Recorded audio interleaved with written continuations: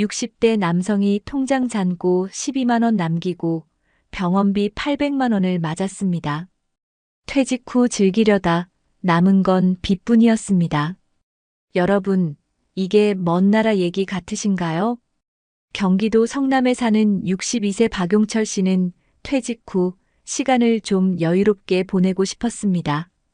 고생한 자신에게 주는 선물이라며 스쿠버 다이빙도 배우고 친구들과 골프도 시작했죠. 처음엔 건강을 위해서라고 말했지만 1년 반이 지나고 나니 보험은 해지됐고 통장엔 몇십만 원이 전부였습니다. 내가 평생 번 돈이 다 어디 갔지? 그는 이렇게 말했습니다. 혹시 여러분도 비슷한 생각 해보신 적 있나요? 열심히 살았고 자식들 다 키웠고 이제 나를 위해 살아야지 싶었는데 막상 통장은 텅 비고 미래는 더 막막해지는 느낌. 요즘은 병원비도 무섭고 물가도 오르고 손주 용돈까지 부담인데 그저 내 인생 한 번쯤은 나도 즐기고 싶어서 시작했던 취미 생활이 오히려 내 노후를 갉아먹는 흉기가 되어 돌아오는 경우가 적지 않습니다. 그런데 더 무서운 건 이런 일이 생각보다 흔하다는 사실입니다. 이미 수많은 분들이 나만을 위한 인생을 살고 싶다는 마음으로 소비를 시작했다가 노후 파산으로 이어지는 길목에 서 계십니다. 오늘 이 영상에서는 그 치명적인 실수의 흐름을 하나하나 짚어보려 합니다. 끝까지 보신다면 지금 멈춰야 할 씀씀이와 정말 나를 위한 삶이 무엇인지 분명히 찾으실 수 있을 겁니다. 본격적인 영상 시작 전에 구독과 좋아요는 영상 제작에 정말로 큰 힘이 됩니다. 또한 오늘의 영상에는 위에 말씀드린 내용과 관련된 대한민국에서 일어나고 있는 비참한 사례 한 가지와 그와 반대되는 사례를 소개해드리겠습니다. 여러분들이 다 들어보시고 어느 쪽이 내가 원하는 노후의 인생인지 생각해보시는 시간이 되시기 바라겠습니다. 외국계 대기업 부장 은퇴 후 낡은 골프백을 마주하다. 최도윤 씨는 63세. 서울 송파구에 거주하며 외국계 가전회사에서 35년 근무 후 부장으로 은퇴했다. 업무는 치밀했고 인맥도 넓었다. 퇴직 당시 받은 퇴직금은 5억 6천만 원. 인생 이막은 나를 위한 삶이라며 계획도 준비도 철저했다. 그는 퇴직 다음 주부터 골프장에 나가기 시작했다. 회사 다닐 때 못다한 여유를 누리고 싶었다. 마침 지인들이 있는 골프 모임에서 준회원권을 추천해 주었다. 9천만 원에 구입한 수도권 골프장 준회원권, 그는 투자라 여겼다. 이 정도 여유는 누려야죠. 라며 아내도 고개를 끄덕였다. 그 뒤 매주 3번 이상 라운딩, 연습장은 거의 매일 출근했다. 드라이버, 퍼터, 클럽, 골프화까지 최신 모델로 교체했다. 중고 사이트에 내놓은 기존 장비엔 먼지만 쌓였다. 카카오톡 프로필은 골프장 사진으로 바뀌었고 인스타그램에는 식사와 스코어 사진이 가득했다. 이제 이게 내 삶이야. 라며 도윤 씨는 활짝 웃었다. 문제는 1년 후였다. 총 지출 1억 7천만 원. 퇴직금의 3분의 1이 골프비, 모임비, 장비, 여행, 렌트카로 빠져나갔다. 생활비와 고정 지출은 아내 명의 예금으로 충당 중이었다. 아내는 점점 말이 줄었다. 전기료 관리비, 식비도 빠듯한데 남편은 다음 주 제주 골프 예약을 잡았다. 둘째 딸이 결혼 준비로 연락했을 때 도윤 씨는 골프 중이었다. 결혼은 내가 알아서 하라고 말한 게 상처가 됐다. 딸은 한동안 연락을 끊었다. 골프장 멤버들 사이에서도 회비 미납으로 소문이 났다. 요즘 최 부장님 분위기 안 좋아. 말은 돌았고 도윤 씨는 모임에 나가지 않았다. 어느 날 아내가 낡은 골프백을 현관 밖에 꺼내뒀다. 이제 좀 내려놓으면 안 돼요? 조용한 말 한마디에 도윤 씨는 한참을 침묵했다. 그 골프백은 그의 지난 10년이 담긴 상징이었다. 출장 가기 전 새벽에도 연습했던 시간, 성과를 내고 보너스를 받은 날 샀던 첫 드라이버. 하지만 지금은 바퀴도 헐고 손잡이도 벗겨져 있었다. 도윤 씨는 현관 바닥에 앉아 골프백을 다시 안으로 들여놓았다. 이게 내 유일한 취미였는데 그는 중얼거렸다. 다음 날 잔고를 확인한 아내는 실신하듯 주저앉았다. 남은 퇴직금은 2억 원 남짓. 하지만 그중 절반은 주식형 펀드로 묶여 있고 유동성 자산은 1억이 채 되지 않았다. 고등학생인 막내 아들의 대학 등록금, 부부의 노후 의료비, 생활비를 고려하면 상황은 절박했다. 우리 지금 줄이지 않으면 몇 년 못 버텨요. 아내는 단호했다. 도윤 씨는 몇 달째 내놓은 회원권이 아직도 팔리지 않는다는 사실이 더 충격이었다. 그날 밤 그는 거실불도 켜지 않은 채 소파에 앉아 있었다. 손에는 와인잔이 들려 있었지만 입은 말이 없었다. 탁자 위엔 동그랗게 접힌 골프장 영수증이 수북했다.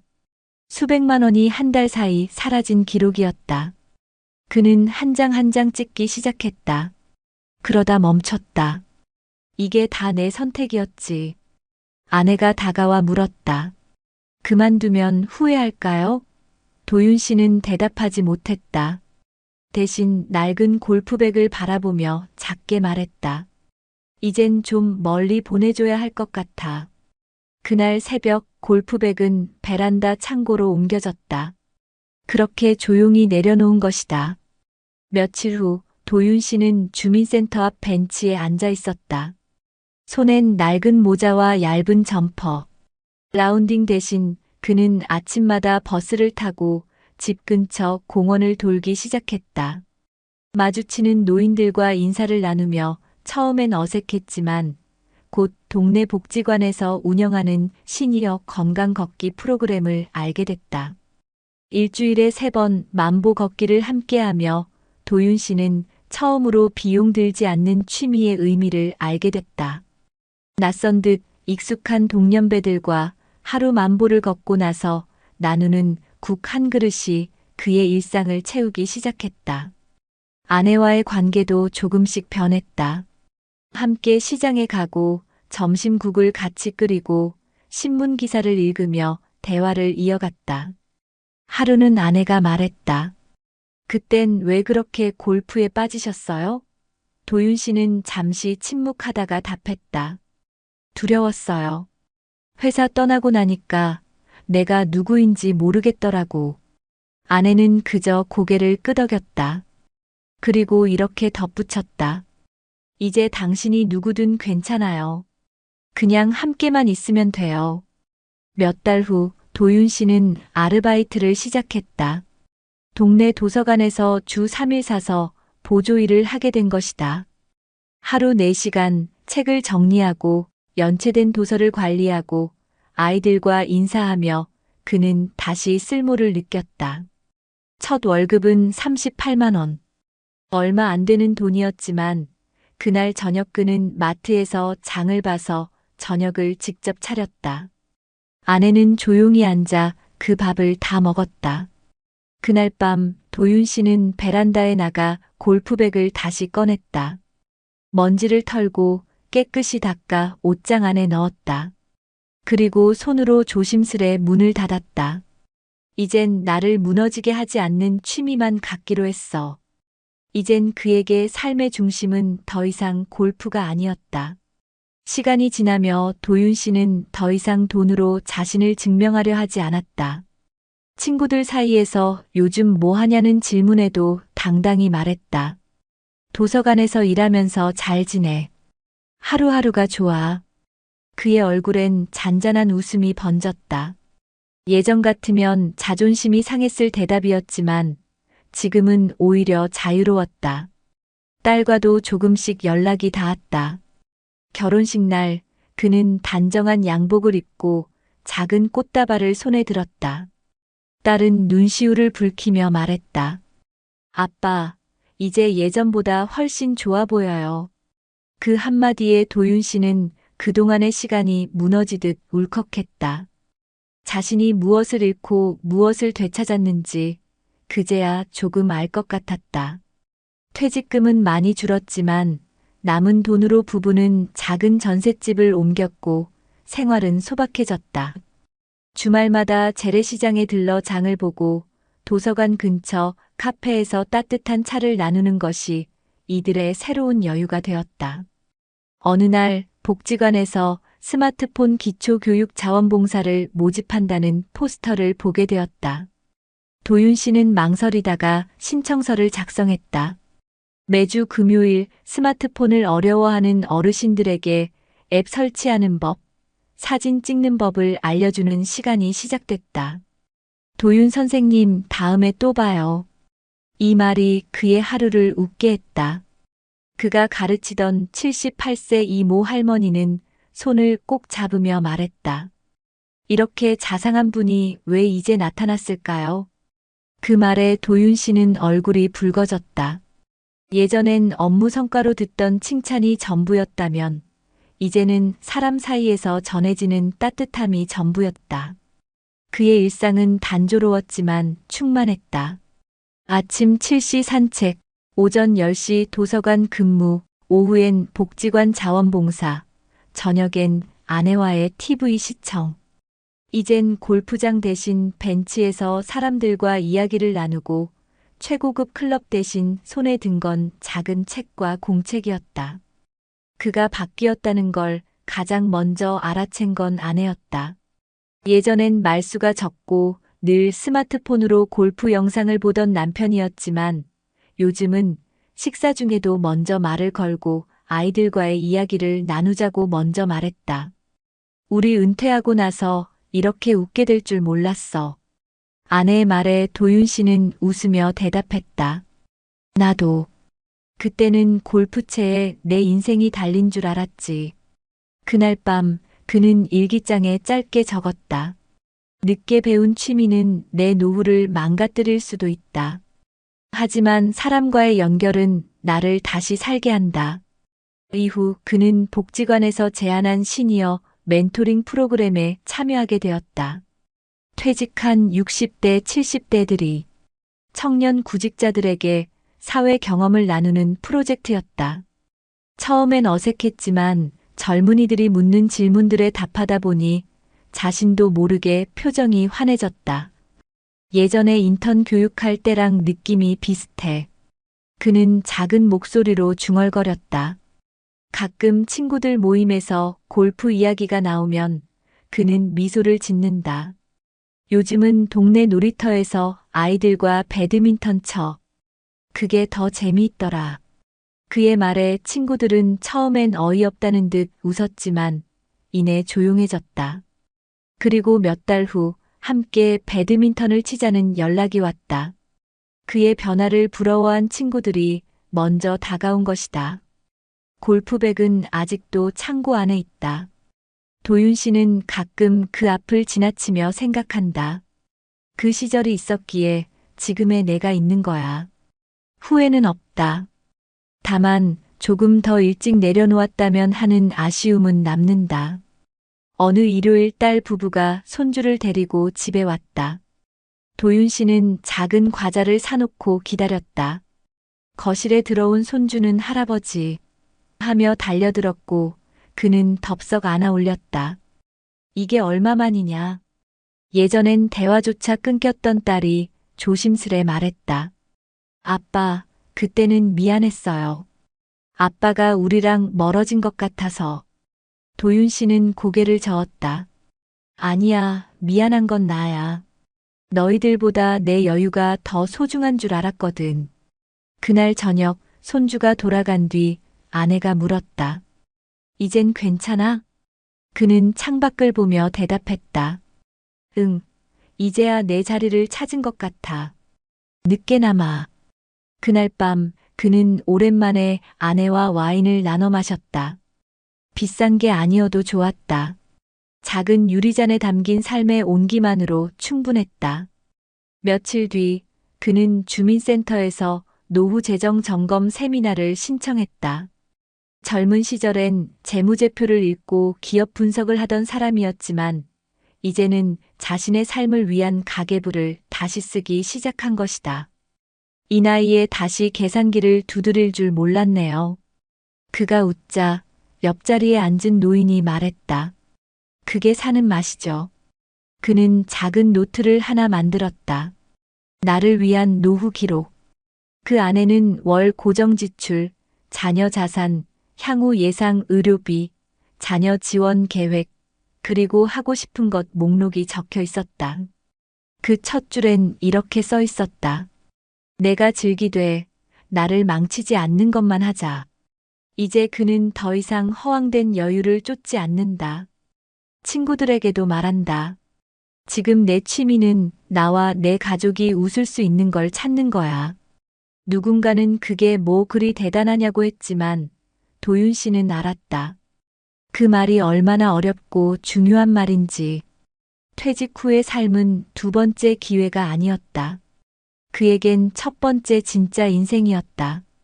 어느 늦가을 아침 도윤 씨는 아내와 함께 단풍이 물든 공원을 산책했다. 예전 같았으면 이 시간에 골프장이었지. 그의 말에 아내가 웃으며 말했다. 이제야 가을이 예쁜 줄 알겠죠? 그는 고개를 끄덕였다. 이게 진짜 삶이었네. 공원 벤치에 앉아 그는 손을 꼭 잡은 아내를 바라봤다. 고마워. 기다려줘서. 아내는 조용히 대답했다. 같이 버틴 거야. 우리 둘 다. 이제 도윤 씨에게 여유란 골프장이 아니라 따뜻한 국 한 그릇, 아내의 미소, 손주의 손길, 그리고 오늘 하루를 버틸 수 있는 체력이다. 그는 알게 됐다. 진짜 노후의 행복은 고급스러운 취미나 돈이 아니라 무너지지 않고 꾸준히 살아낼 수 있는 일상의 리듬이라는 걸. 그의 삶은 화려하지 않지만 단단해졌다. 이제 그는 매일 아침 거울을 보며 자신에게 말한다. 충분해. 지금 이대로도. 그날 이후로 그는 다시 매일 아침을 일찍 시작했다. 손에는 책 한 권, 마음에는 여유 한 줌. 이제 더 이상 그는 무언가를 증명하려 하지 않는다. 그냥 오늘 하루 아내와 함께 웃을 수 있다면 그것으로 충분했다. 이제 최도윤 씨의 삶엔 속도가 없다. 하지만 방향은 분명하다. 무너졌던 노후는 다시 천천히, 단단히 세워지고 있었다. 오늘도 그는 고요한 새벽에 창밖을 바라보며 중얼거린다. 이제야 진짜 나로 사는구나. 그리고 그 골프백은 지금도 베란다 구석에 조용히 놓여 있다. 먼지는 쌓였지만 그에겐 여전히 소중한 상징이다. 무너졌던 자존심, 휘청이던 삶, 그리고 다시 일어선 용기를 담고 있기 때문이다. 그는 가끔 그 앞에 서서 미소 짓는다. 내 덕분에 내가 다시 나를 알게 됐어. 그 낡은 골프백은 이제 더 이상 허세의 흔적이 아니다. 그건 내가 무엇을 잃었고 무엇을 지켜야 하는지를 알려준 조용한 인생의 스승이었다. 오늘도 그는 조용히 말한다. 늦었지만 아직 늦지 않았다. 여러분 어떠시나요? 위의 사례는 정말 비참하고 서글픈 인생 아닌가요? 하지만 지금부터 소개해드리는 사례는 정반대의 선택으로 행복한 노후를 보내고 있는 분을 소개해드리겠습니다. 이정우 씨는 올해 66입니다. 외국계 제약회사의 재무팀장으로 36년을 근무하다가 60세에 정년 퇴직했습니다. 그의 인생이 특별한 이유는 퇴직 이후의 삶을 무려 10년 전부터 준비했다는 점에 있습니다. 39이 되던 해, 그는 작은 노트를 하나 샀습니다. 내가 퇴직 후에도 웃고 있으려면 어떻게 살아야 할까? 라는 질문을 던지며 한 줄 한 줄 자신만의 인생 이막을 써내려가기 시작했습니다. 그가 처음 한 일은 자산 점검이었습니다. 서울 외곽에 있는 25년 된 아파트 한 채, 예금 2억 3천만 원, 퇴직금 예상액은 3억 원. 그는 한 가지 원칙을 정했습니다. 내가 가진 돈 안에서만 산다. 절대 과시하지 않는다. 국민연금은 최대한 수령 시점을 늦춰 65세부터 월 180만 원을 받도록 설정했고, 퇴직연금도 안정적인 원리금 보장형으로 분산해 두었습니다. 매달의 생활비는 연금과 소액의 이자, 수익으로 충당하기로 한 것이죠. 가장 중요한 건 소비 통제였습니다. 노후의 적은 외부가 아니라 나의 손가락 끝에서 시작된다. 그는 월 고정 지출을 180만 원 이하로 줄이기 위해 가족과 함께 가계부를 작성했고, 외식은 주 1회, 커피는 집에서 내려 마시는 걸 원칙으로 삼았습니다. 가끔 아내와의 갈등도 있었지만 함께 계획을 공유하고 조율하면서 서로의 은퇴가 아닌 함께하는 은퇴를 준비했습니다. 또한 그는 인간관계 다이어트도 실천했습니다. 회사 사람들과의 사후의 모임에서 자연스럽게 물러나며 자신이 속할 새로운 공동체를 찾았습니다. 그가 선택한 곳은 지역 주민센터의 커뮤니티 바리스타 프로그램. 60세 퇴직 후 그는 주 3일 복지관 내 작은 카페에서 커피를 내려주는 시니어 스태프로 활동하고 있습니다. 돈을 벌기보단 나를 느끼기 위해 일한 거죠. 그는 일상 속 소소한 루틴을 소중히 여기며 새벽엔 스트레칭과 산책, 낮엔 커피와 책, 저녁엔 아내와 함께 식사를 준비하며 하루를 정리합니다. 그가 자녀에게도 당부한 말이 있습니다. 나는 너희에게 부담이 되지 않는 부모로 살아가고 싶다. 그래서 결혼 자금도 최소한만 도왔고, 남은 재산 중 일부는 가족 신탁으로 미리 설정해 혹시 모를 분쟁이나 오해를 막았습니다. 그러던 중 62세, 그는 관상동맥 협착으로 심장 스텐트 수술을 받았습니다. 입원비는 약 210만 원. 하지만 실손보험과 노후 의료비 비상자금으로 큰 충격 없이 대처할 수 있었고, 이후 식단을 바꾸고 운동량을 늘려 건강을 되찾았습니다. 그는 수술 이후 사회적 기여에 더 관심을 갖기 시작했습니다. 외국인 근로자 한국어 자원봉사, 독거노인 안부 확인 봉사, 그리고 노후 설계 나눔 강연 활동까지 이어가며 자신의 경험을 사람들과 공유하고 있습니다. 그는 말합니다. 노후는 함께 사는 법을 배우는 시기입니다. 주말이면 손주의 손을 잡고 동네 공원을 걷고 집에 돌아오면 아내와 함께 반찬을 만들며 이런 대화를 나눕니다. 우린 비싼 골프장도 해외여행도 없었지만 마음이 늘 여유롭잖아. 그 순간이 그의 인생에서 가장 값진 행복입니다. 그는 매달 1일이면 자신의 노후 노트를 펼쳐 이번 달의 나를 점검합니다.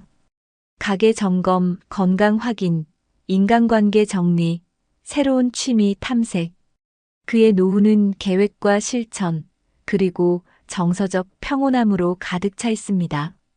그리고 매년 12월 마지막 날, 그는 혼자. 올해도 잘 버텼고, 잘 웃었고, 잘 살아냈다. 는 편지를 자신에게 씁니다.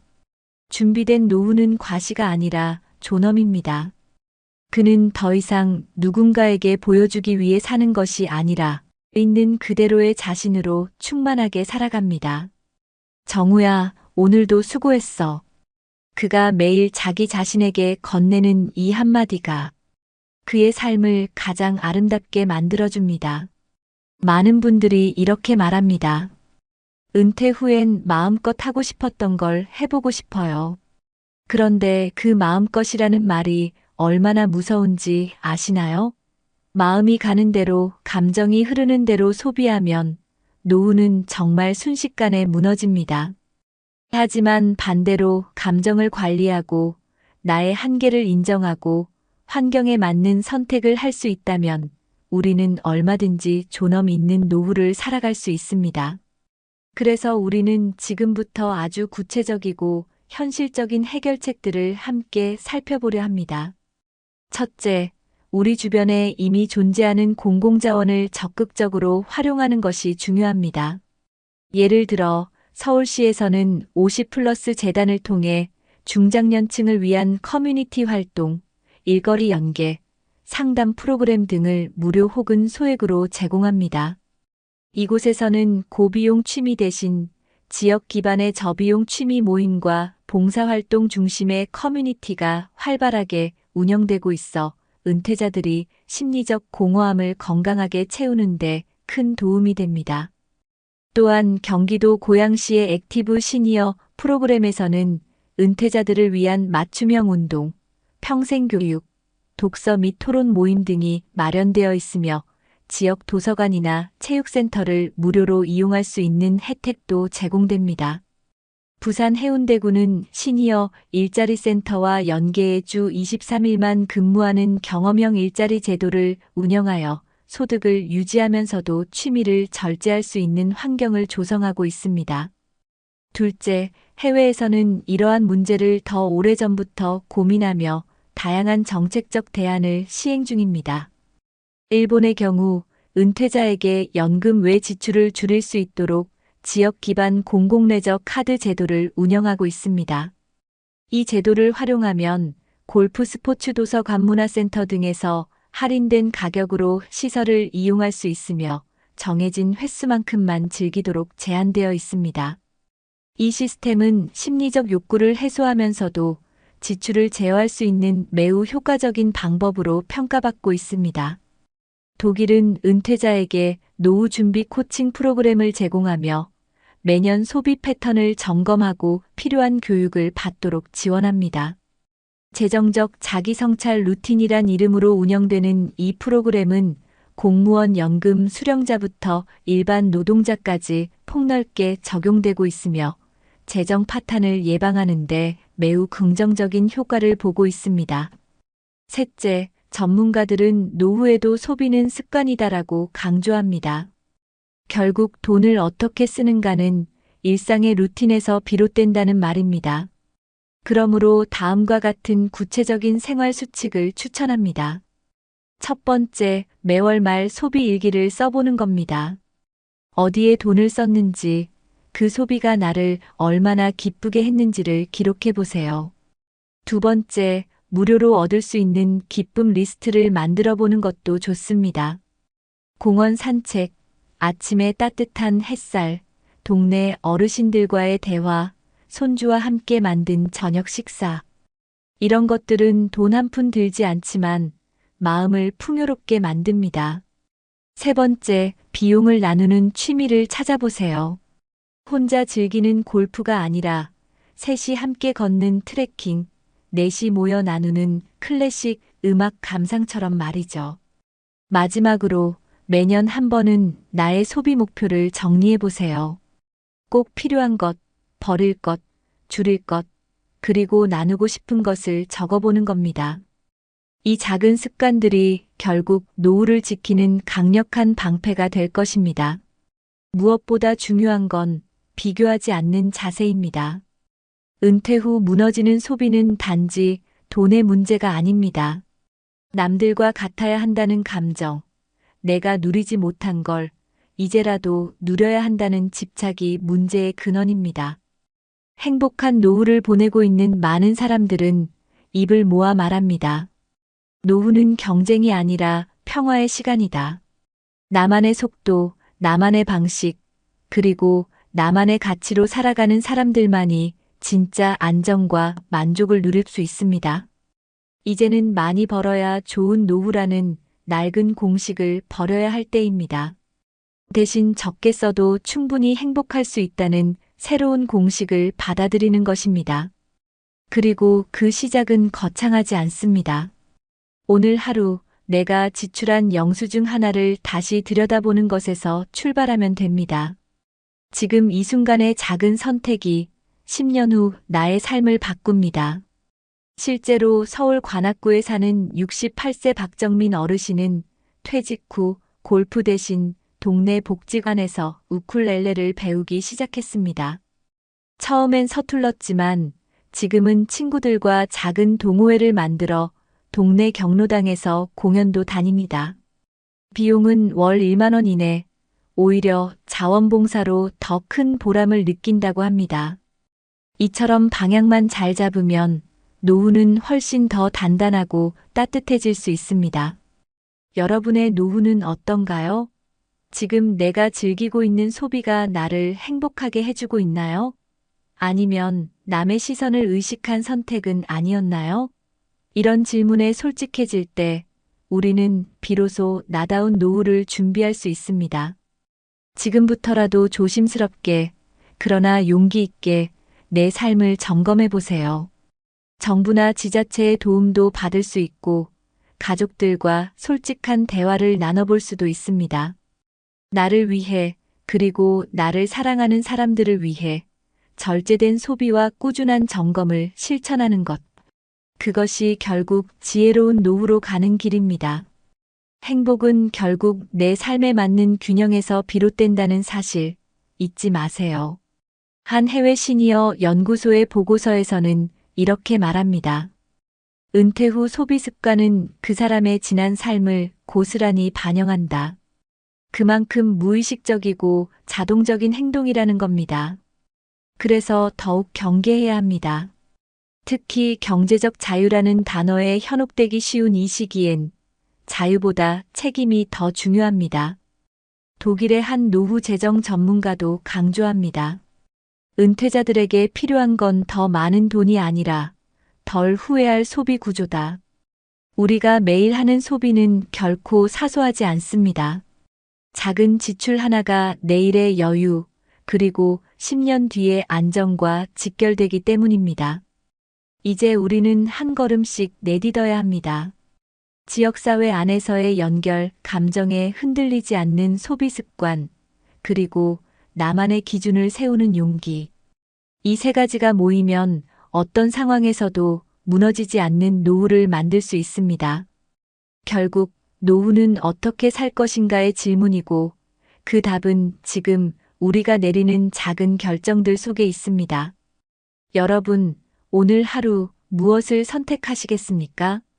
어떤 사람은 말합니다. 나는 지금이 제일 자유로워요. 뭐든 할 수 있어요. 하지만 그 자유는 방향을 잃은 순간 부메랑처럼 돌아와 우리 삶을 무너뜨릴 수 있습니다. 진짜 자유는 선택의 책임을 질 수 있을 때 주어집니다. 나의 소비, 나의 시간, 나의 인간관계. 이 모든 것의 중심을 잡을 수 있어야 비로소 우리는 안정된 노후라는 항구에 닿을 수 있습니다. 여러분의 삶이 무너지지 않기 위해 지금부터 하나씩 실천해 보세요. 아침마다 영수증을 정리해 보는 것부터 지역 복지관의 프로그램을 하나 찾아 신청해 보는 것까지 작은 행동이 쌓이면 인생이 바뀝니다. 그리고 그 변화는 결코 멀리 있지 않습니다. 어쩌면 지금 이 글을 읽고 있는 바로 이 순간부터가 새로운 시작일지도 모릅니다. 우리 모두에게는 제이막의 인생이 있습니다. 그 인생이 불안하고 초조한 나날이 아니라 따뜻하고 단단한 시간들로 채워지길 바랍니다. 그 출발은 거창한 계획이 아닙니다. 단 한 번의 신중한 선택, 한 번의 절제된 소비, 그리고 한 번의 용기 있는 점검에서 시작됩니다. 지금 바로 그 첫걸음을 내디뎌 보세요. 여러분의 삶이 더 단단해지고 더 따뜻해질 것입니다. 우리의 노후는 더 이상 막연한 미래가 아닙니다. 지금 우리가 살아가는 바로 이 순간이 곧 노후의 일부입니다.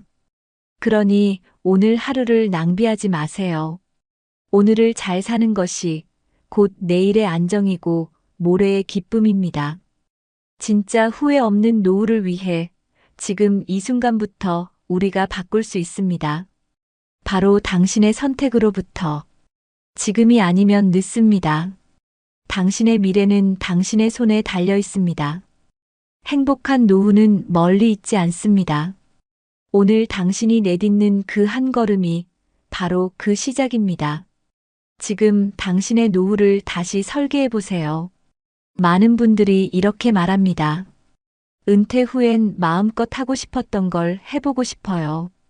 그런데 그 마음껏이라는 말이 얼마나 무서운지 아시나요? 마음이 가는 대로, 감정이 흐르는 대로 소비하면 노후는 정말 순식간에 무너집니다. 하지만 반대로 감정을 관리하고 나의 한계를 인정하고 환경에 맞는 선택을 할 수 있다면 우리는 얼마든지 존엄 있는 노후를 살아갈 수 있습니다. 그래서 우리는 지금부터 아주 구체적이고 현실적인 해결책들을 함께 살펴보려 합니다. 첫째, 우리 주변에 이미 존재하는 공공자원을 적극적으로 활용하는 것이 중요합니다. 예를 들어 서울시에서는 50플러스 재단을 통해 중장년층을 위한 커뮤니티 활동, 일거리 연계, 상담 프로그램 등을 무료 혹은 소액으로 제공합니다.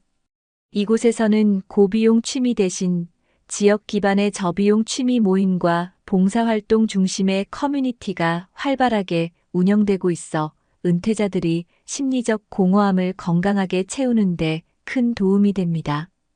또한 경기도 고양시의 액티브 시니어 프로그램에서는 은퇴자들을 위한 맞춤형 운동, 평생교육, 독서 및 토론 모임 등이 마련되어 있으며 지역 도서관이나 체육센터를 무료로 이용할 수 있는 혜택도 제공됩니다.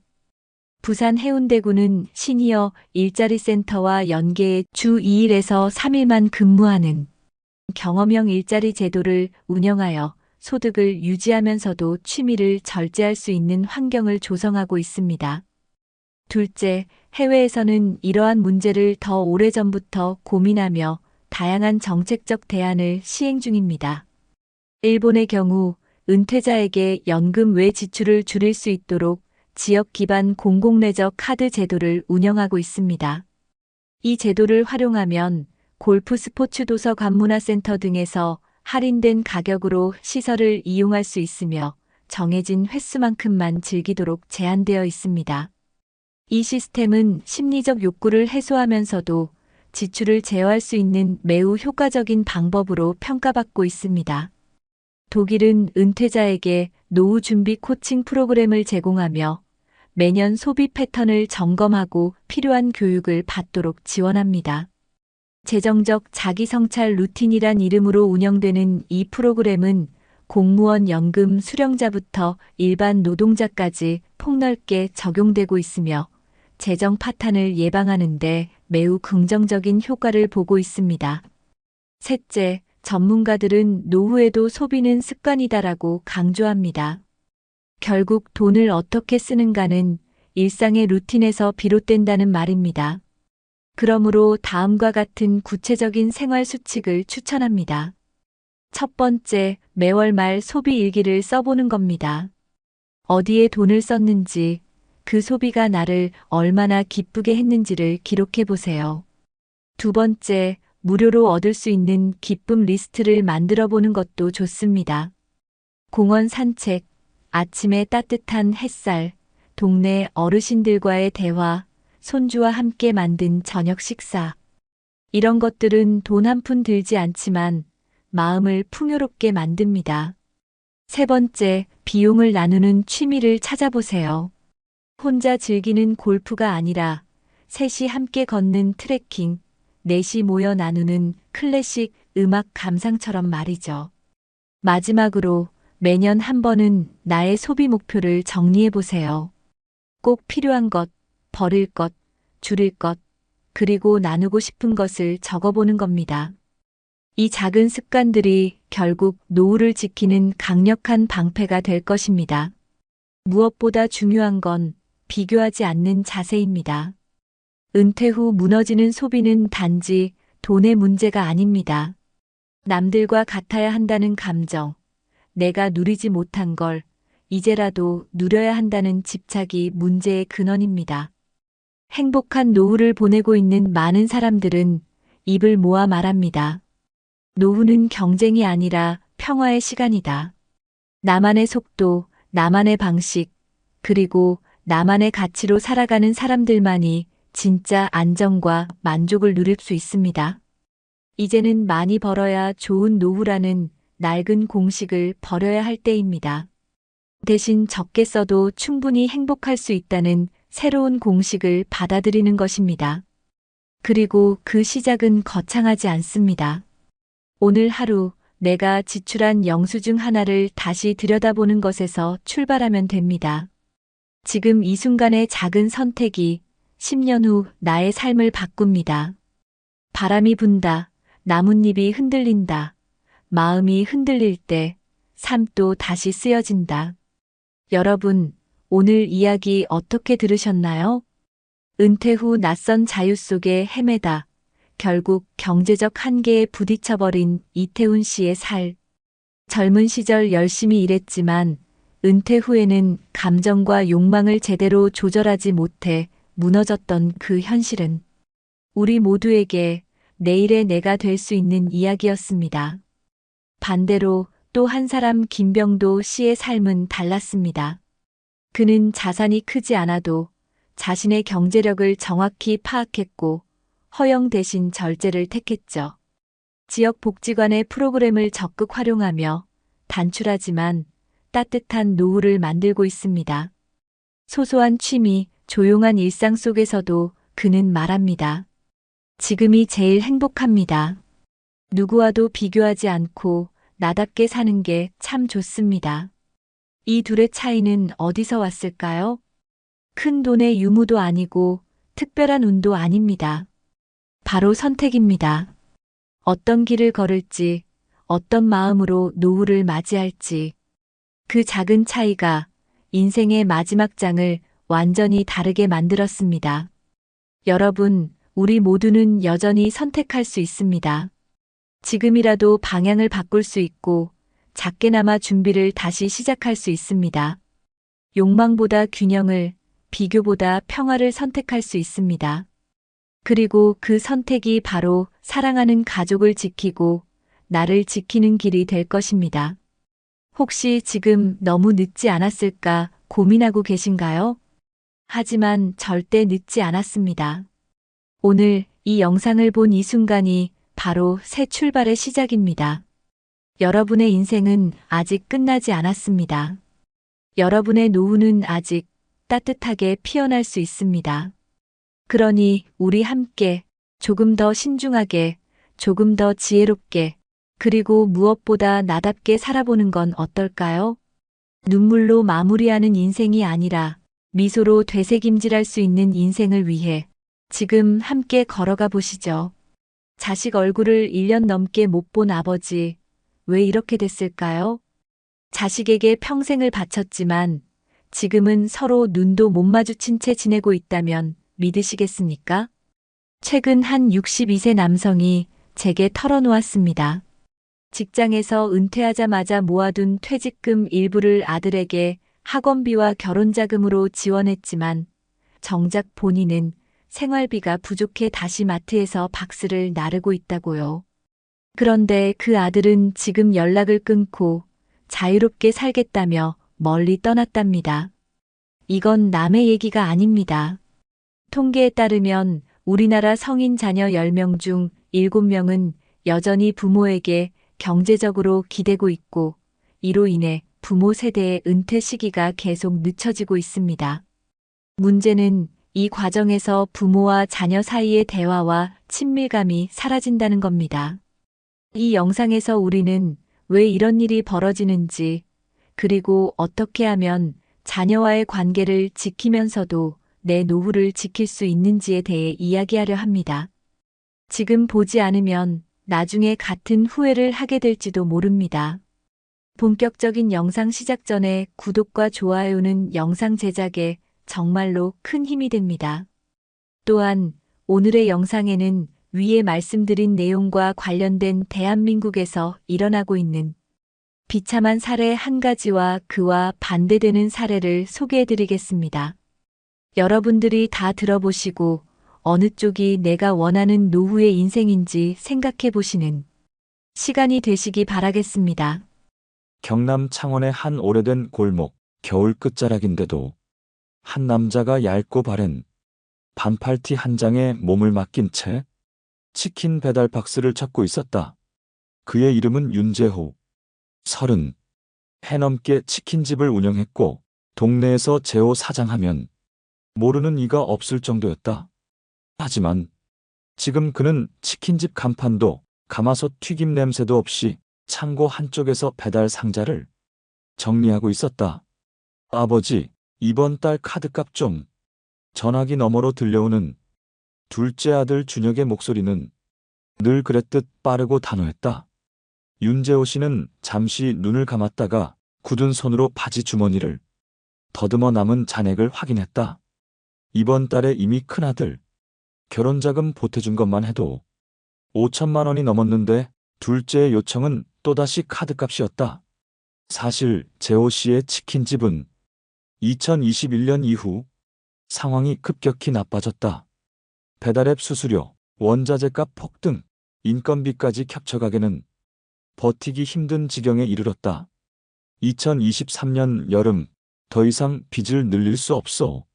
결국 가게 문을 닫았다. 그때부터 그는 퇴직금 비슷하게 모아둔 6,200만 원으로 생활을 이어갔다. 하지만 그 돈은 자식들의 결혼자금과 생활비 지원으로 절반 이상이 금세 사라졌다. 큰아들 민수는 직장을 다니다 코로나 이후 구조조정으로 퇴직했고 당분간 사업 준비라며 부모 집에 들어왔다. 그때부터 전기세, 가스비, 식비까지 몽땅 부모 카드로 나갔다. 민수는 집에서 온라인 강의를 듣고 주말이면 친구들과 등산을 가거나 낚시를 다녔다. 재호 씨가 일이라도 좀 해보라고 말하면 아버지, 요즘 세상 몰라서 그래. 준비 안 하고 나갔다가 망하는 거 한순간이야 라며 웃어넘겼다. 둘째 준혁은 사정이 더 복잡했다. 직장 생활을 하다가 주식 투자에 손을 댔는데 2024년 주식시장 폭락으로 수천만 원의 빚을 지게 됐다. 그는 아버지에게 이번만 도와주면 다시는 안 그럴 게라고 약속했지만 그 약속은 3달도 못 갔다. 카드값 연체, 대출 이자, 독촉장, 그리고 사채 전화까지 집으로 걸려오기 시작했다. 재호 씨는 그때마다 허름한 반팔티 차림으로 은행을 오가며 대출 상환 연기를 요청했다. 가장 뼈아픈 건 이 모든 상황이 가족끼리의 대화마저 앗아갔다는 거였다. 저녁 식탁에 앉아도 자식들은 휴대폰 화면만 바라봤다. 아버지, 나중에 얘기해요. 지금 바빠요. 그 한마디에 재호 씨는 숟가락을 내려놓고 방으로 들어갔다. 방 한쪽 옷걸이에 걸린 목이 늘어나고 기름때가 밴 허름한 반팔티가 그의 시선을 붙잡았다. 그 옷은 치킨집을 처음 열었던 1995년에 입던 유니폼이었다. 그때는 그 옷을 입고 기름이 튀어도 손님이 몰려와 정신이 없어도 행복했었다. 그 반팔티를 바라보며 재호 씨는 한숨을 내쉬었다. 내가 뭘 잘못했길래 애들이 이렇게 된 걸까? 주변 친구들도 비슷한 처지였다. 같이 치킨집 하던 친구는 큰딸 전세금 보태주다 보니 자기 집을 팔아야 했다고 했고 옆 동네 철물점 사장은 사위 사업 자금으로 빌려준 돈을 못 받아 결국 폐업했다. 모두가 자식이 잘 되길 바랐는 대로 이야기를 시작했지만 끝은 늘 허탈했다. 윤재호 씨 집 거실 한 구석에는 아직도 배달 앱에서 쓰던 헬멧과 치킨 박스가 쌓여 있었다. 그 옆에는 무거운 전기밥솥과 쌀 포대가 놓여 있었는데 그 쌀의 절반은 둘째가 월세 사는 원룸으로 가져간 뒤였다. 아버지, 요즘 쌀값 올라서요. 집에서 좀 가져가도 되죠? 그 질문에 재호 씨는 말없이 고개만 끄덕였다. 문제는 재호 씨의 건강도 빠르게 나빠지고 있다는 점이었다. 허리 통증은 오래전부터 있었지만 무거운 상자를 옮기다 보니 더 심해졌다. 병원에 가면 의사는 일을 줄이라고 하지만 그는 웃으며 말했다. 일 안 하면 카드값이 못 막아요, 선생님. 의사도 더 이상 뭐라 할 수 없었다. 그의 하루는 이렇게 흘렀다. 새벽 5시에 눈을 떠 편의점 아르바이트로 4시간 근무, 오전 10시부터 오후 5시까지 창고에서 상자 정리, 저녁에는 배달 대행으로 동네를 누빈다. 그렇게 하루가 끝나면 손목과 어깨는 욱신거렸지만 통장 잔액은 여전히 바닥을 쳤다. 그 와중에 둘째 준혁이 또 전화를 걸어왔다. 아버지, 급하게 100만 원만 보내주세요. 진짜 이번이 마지막이에요. 재호 씨는 대답 대신 창문 밖을 바라봤다. 어둠 속에서 반사되는 가로등 불빛이 허름한 반팔티 위로 스며들었다. 그 옷은 점점 더 낡아가고 있었고 마치 그의 마음처럼 해지고 있었다. 그날 밤 재호 씨는 방 한구석에서 허름한 반팔티를 다시 꺼내 들었다. 옷감은 곳곳이 해져 있었고 기름 얼룩은 아무리 빨아도 지워지지 않았다. 그 옷을 손에 쥐고 있자 가게를 처음 열던 날이 떠올랐다. 손님들이 줄을 서고 닭이 튀겨지는 소리가 매장 안을 가득 채웠던 그 시절. 하지만 지금 그의 손끝은 옛날의 기름 냄새 대신 세제와 먼지 냄새만이 감돌았다. 다음 날 아침 문간에서 누군가 초인종을 눌렀다. 배달 기사였다. 소포 상자에는 즉석밥 12개, 라면 20봉이라고 적혀 있었다.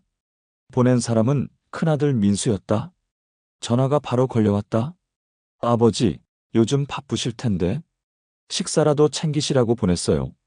그 말에 잠시 마음이 풀리는 듯 했지만 곧 민수의 다음 말이 이어졌다. 그리고 이번 달 전기요금이 많이 나왔는데 조금만 보태주실 수 있을까요? 그 순간 재호 씨의 표정은 굳어졌다. 따뜻함과 무거움이 동시에 밀려왔다. 저녁이 되자 둘째 준혁이 집에 들렀다. 바깥바람을 막는 두꺼운 외투를 입고 있었지만 얼굴은 창백했다. 아버지, 오늘 집에 잠깐 있어도 돼요? 원룸 보일러가 고장나서요. 재호 씨는 말없이 끄덕였지만 준혁이 들어선 순간부터 거실 공기는 무거워졌다. TV에서는 뉴스가 흘러나왔다. 2025년 성인 자녀 부양으로 인한 부모 세대의 노후 불안 심화. 앵커의 목소리가 날카롭게 울렸다. 준혁은 뉴스 화면을 슬쩍 보더니 리모컨으로 채널을 돌렸다.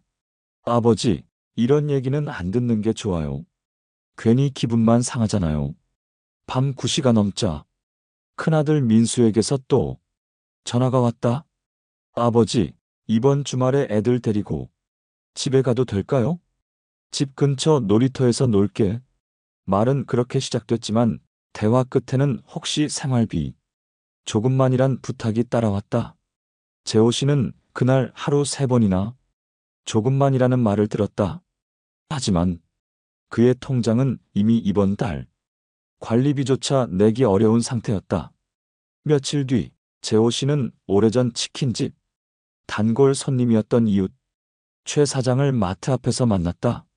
서로 반가워 인사를 나누다 보니 대화는 자연스럽게 차식 이야기로 흘렀다. 우리 아들도 40이 넘었는데 아직도 집에서 나갈 생각을 안 해요. 내가 그만 지원하겠다고 했더니 화를 내더군요. 효도는 바라지도 않는데. 그 말에 재호 씨는 씁쓸하게 웃었다. 서로의 이야기가 너무 닮아 있었기 때문이다. 그날 밤 재호 씨는 허름한 반팔티를 입고 주방에 섰다. 둘째 준혁이 가져온 라면을 끓이고 김치를 꺼내 작은 접시에 담았다. 방에서 나오던 준혁이 그 모습을 보고 중얼거렸다. 아버지, 이렇게 사시는 거 보면 마음이 좀 그렇네요. 재호 씨는 젓가락을 들며 웃어 보였다. 마음만 그렇고 행동은 그대로잖냐? 그 말에 준혁은 아무 대꾸도 하지 않았다. 주말이 되자 큰아들 민수가 아이 둘을 데리고 왔다. 거실에는 아이들의 웃음소리가 가득했지만 그 뒤편에 놓인 전기세, 고지서와 카드 연체 독촉장이 재호 씨의 눈에 밟혔다. 손주들이 놀다 흘린 과자 부스러기 위로 바람결에 반팔티가 살짝 흔들렸다. 그 옷은 여전히 과거와 현재를 잇는 유일한 증거처럼 그 자리에 걸려 있었다. 밤이 깊어지자 민수 부부가 거실에서 재호 씨와 마주 앉았다. 아버지, 죄송하지만 다음 달에 전세 계약 연장이 있는데 보증금이 좀 모자랍니다. 민수의 말이 끝나자 재호 씨는 천천히 숨을 내쉬었다. 내가 가진 게 이제 얼마 남지 않았다. 그거 주고 나면 나도 더는 못 버틴다. 그 말을 들은 민수의 아내는 잠시 고개를 숙였다. 알아요. 그런데 지금은 정말 방법이 없어요. 그날 밤 재호 씨는 거실 불을 끄고 허름한 반팔티를 조심스럽게 접어 서랍에 넣었다. 그 옷을 다시 꺼내 입을 날이 올지 아니면 그냥 추억 속에만 남게 될지 알 수 없었다. 하지만 한 가지는 분명했다. 그의 삶은 여전히 자식들의 필요와 부탁 사이에서 흔들리고 있었다. 그리고 그 흔들림은 그의 몸보다도 마음을 더 깊이 지치게 만들고 있었다. 여러분 어떠시나요? 위의 사례는 정말 비참하고 서글픈 인생 아닌가요? 하지만 지금부터 소개해드리는 사례는 정반대의 선택으로 행복한 노후를 보내고 있는 분을 소개해드리겠습니다. 경기도 용인시의 한 아파트 단지, 봄 햇살이 들어오는 거실 창가에서 67세 정해철 씨는 커피를 내리고 있었다. 은은한 원두 향이 집안을 채우자 아내 김순자 씨가 미소를 지으며 식탁에 앉았다. 이 부부는 매일 아침을 함께 시작하는 게 습관이었다. 서로의 하루 계획을 이야기하고 필요한 일정을 조율하며 시간을 보낸다. 정해철 씨는 35년간 중견 전자부품 제조업체에서 생산관리 부장으로 근무했다.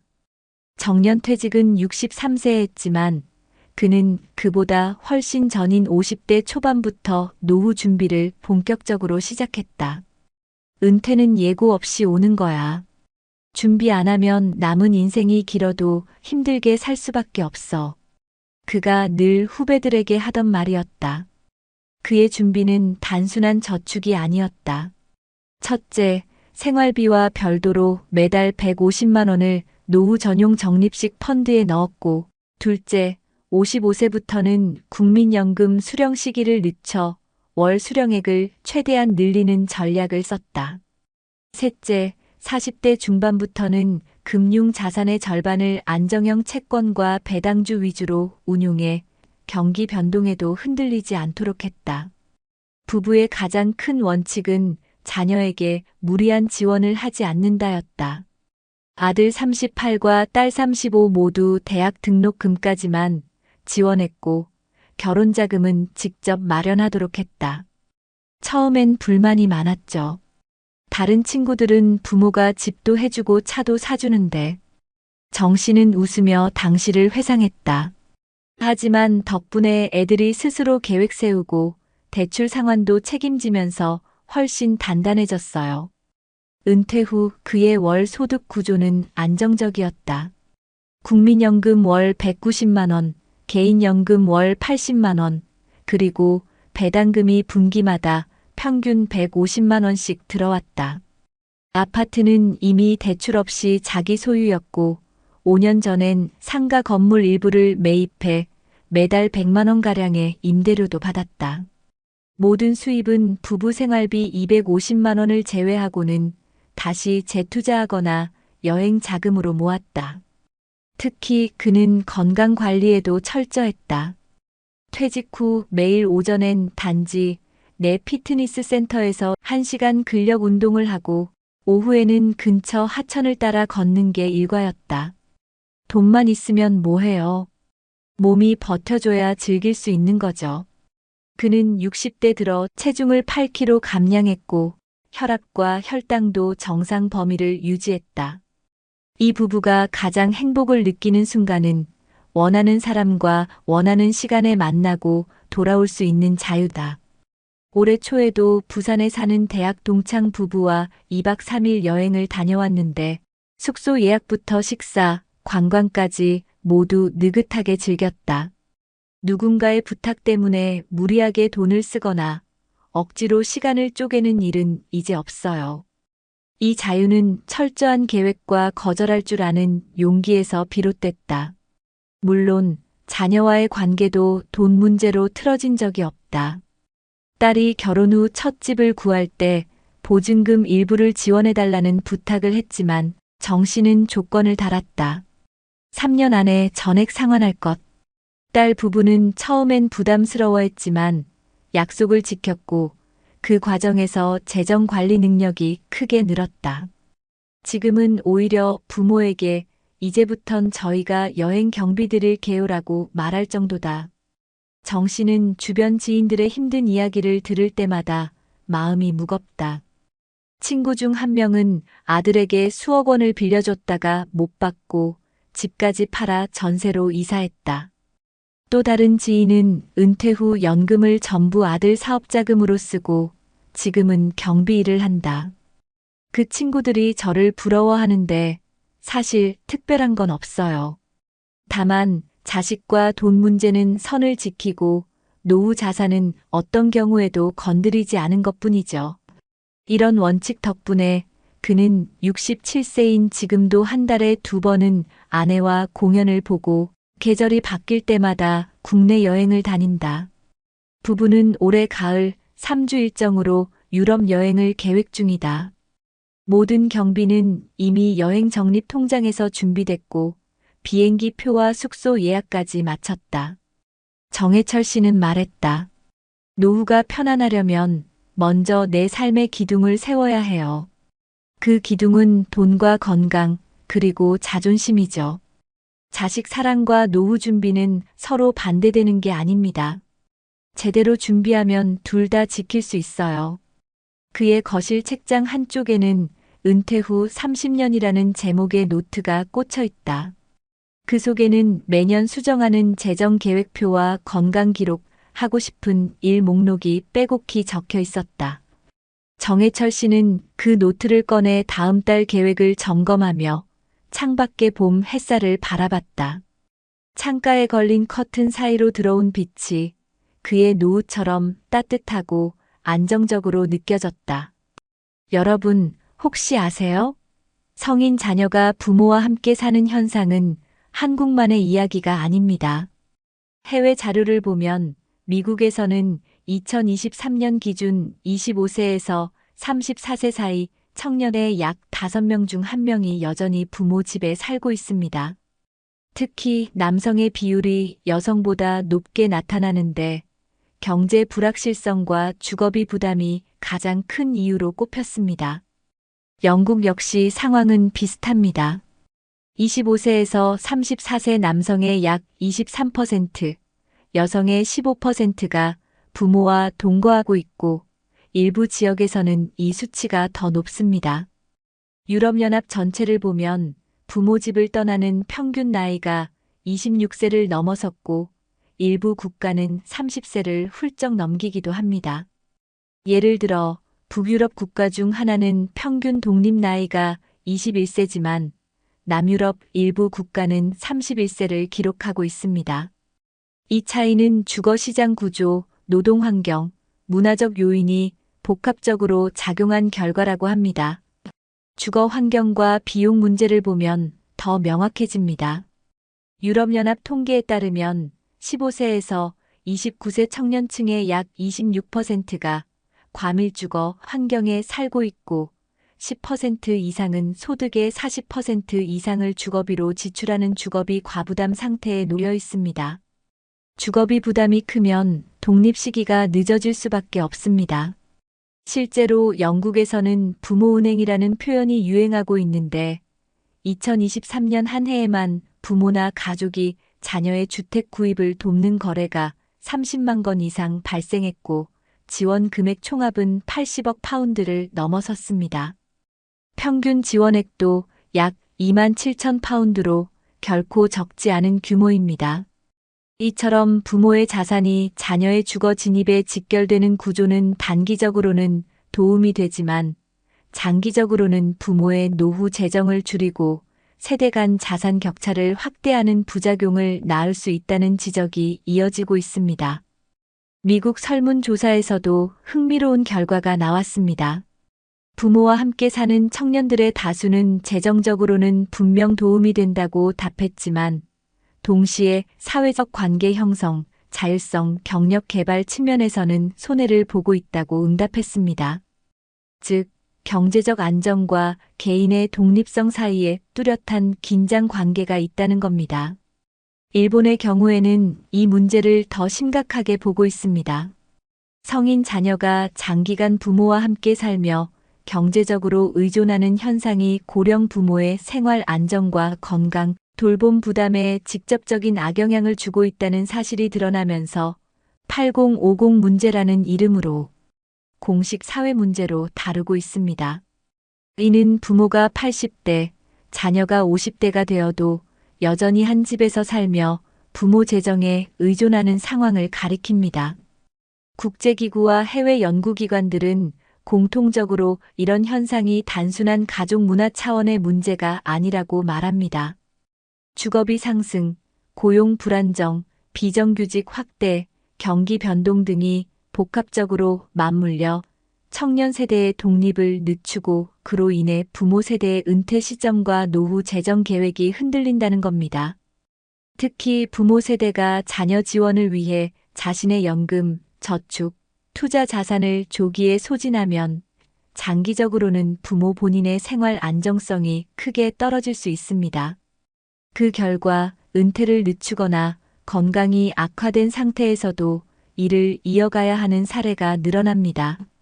또한 해외 통계는 부모의 지갑이 자녀의 삶의 궤적에 얼마나 직접적인 영향을 미치는지 잘 보여줍니다. 가족 지원이 있는 청년은 주거 진입과 결혼, 출산을 상대적으로 빠르게 경험하지만 지원이 없는 청년은 이 모든 과정이 수년씩 늦어집니다. 이는 사회 전반의 인구 구조와 경제 흐름에도 파급 효과를 미칩니다. 특히 영국과 일부 유럽 국가에서는 가족 지원이 부동산 시장 가격을 떠받치는 요인으로 분석되기도 합니다. 자녀가 부모의 지원을 받는 것이 당연시되는 구조에서는 부모 세대가 지원할 여력이 없을 경우 그 자녀는 구조적으로 불리한 위치에 놓이게 됩니다. 결국 해외 여러 나라의 자료가 공통적으로 말하는 건 하나입니다. 세대 간 지원은 필요하지만 과도한 의존은 부모와 자녀 모두의 미래를 갉아먹는다는 사실입니다.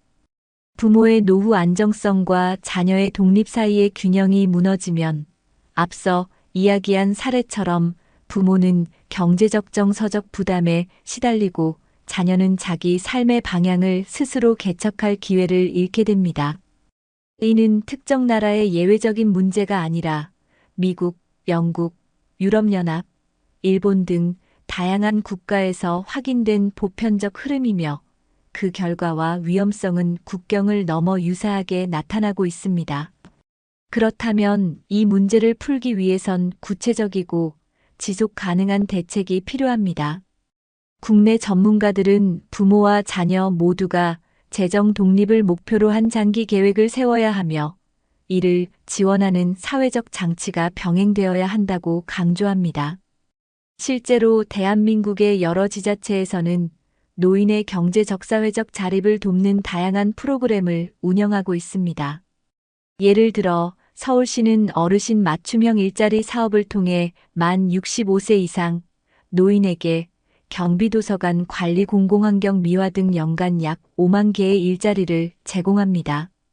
부산시는 신중년 경력형 일자리 사업을 추진해 60세 이상 퇴직자들이 전문 경력을 살려 사회서비스, 지역행정, 멘토링 분야에 재취업할 수 있도록 돕고 있습니다.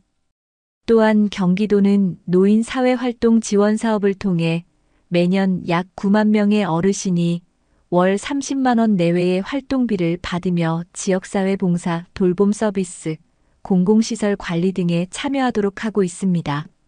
이러한 프로그램은 단순히 경제적 보탬을 주는 것에 그치지 않고 사회적 고립을 예방하고 정신 건강을 유지하는 데도 효과가 큽니다. 한편 해외에서도 비슷한 문제를 해결하기 위한 제도가 활발히 운영되고 있습니다. 일본은 생애 현역 사회를 표방하며 70세 이후에도 근로 기회를 보장하는 법을 제정해 기업이 고령자의 재고용을 의무적으로 검토하도록 하고 정부는 지역별 고령자 취업센터를 운영해 맞춤형 직업 알선과 교육을 제공합니다. 영국은 세대 간 주거 프로그램 인터제너레이셔널 리빙 프로그램을 통해 주거 공간이 넓은 고령자와 청년층을 매칭하여 저렴한 임대료와 생활 도움을 맞바꾸는 구조를 만들었습니다. 이로써 청년의 주거비 부담을 줄이고 노인의 고립감을 완화하는 효과를 동시에 거두고 있습니다. 캐나다의 일부 주에서는 노인 재정 상담 서비스를 지방정부 차원에서 무상으로 제공하여 은퇴자들이 자산운용 부채관리 연금 수령 계획을 전문가와 함께 재점검할 수 있도록 돕고 있습니다. 국내에서도 이러한 해외 사례를 참고해 지자체 단위로 노후 재정 상담과 가족 재정 교육 프로그램을 확대하면 부모와 자녀 모두의 의존 관계를 줄이는 데 도움이 될 것입니다. 특히 부모 세대는 자신의 최소 생활비와 의료비, 주거비를 반드시 계산해 두고 그 범위 안에서만 자녀 지원을 하도록 재정 원칙을 세워야 하며 자녀 세대는 일정 기간 내에 경제적으로 독립하는 목표를 명확히 해야 합니다. 결국 부모와 자녀 모두가 독립적인 생활 기반을 갖추면서도 건강한 관계를 유지하려면 개인의 노력과 더불어 이를 뒷받침할 사회적 제도적 장치가 함께 마련되어야 합니다. 지금 이 순간에도 전국 곳곳의 복지관과 지자체 센터에서는 다양한 기회가 열려 있습니다. 중요한 건 먼저 발걸음을 옮겨 그 문을 두드리는 것입니다. 그것이 노후를 지키고 자녀와의 관계를 건강하게 유지하는 첫걸음이 될 것입니다. 허름한 반팔티 한 장, 낡은 옷걸이에 걸린 채 계절을 견디고 빛바랜 천위로 스민 세월의 냄새. 그 옆에 놓인 새벽 햇살처럼 반짝이는 새 셔츠 한 벌. 한 사람은 과거에 묶여 있고 또 다른 한 사람은 미래를 품고 있다. 여러분, 우리는 오늘 두 사람의 삶을 들었습니다.